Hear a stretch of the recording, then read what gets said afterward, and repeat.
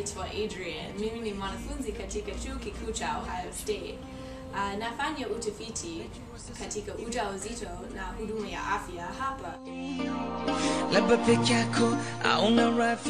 Summer, I spent about 3 months in Tanzania doing research on healthcare issues for women during pregnancy and kind of the barriers to the use of services in the Singida region, which is kind of in the center of Tanzania. It's one of the poorest regions in the country.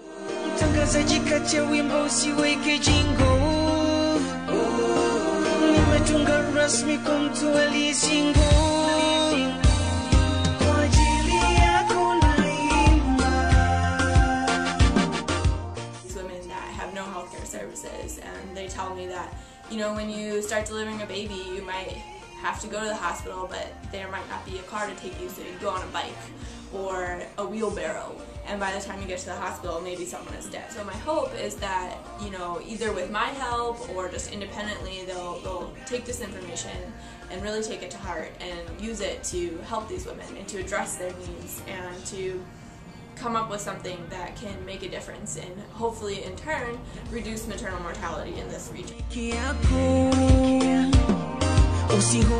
I actually saw an autopsy of a woman who had died during labor, and seeing that really touched me and really moved me and kind of made me ask a lot of questions about why are people not able to get to the hospital? Are the care, you know, are the services that these women need, are they there? Is that people will really be able to look at this and realize that the barriers exist within their communities and then start to come up with a way to combat these problems.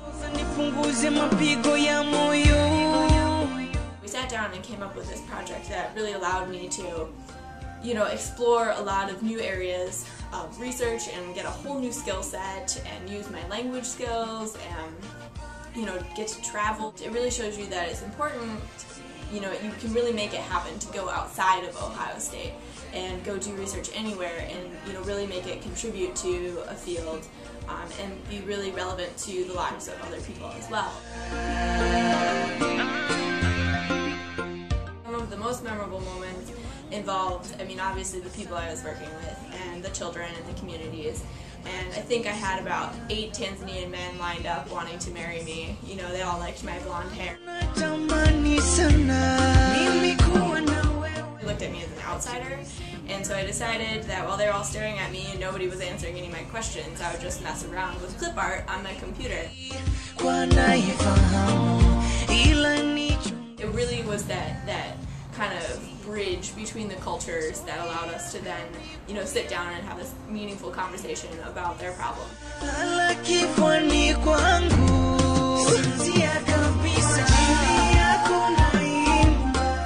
It, you know, opened up a whole new kind of way of looking at the world for me.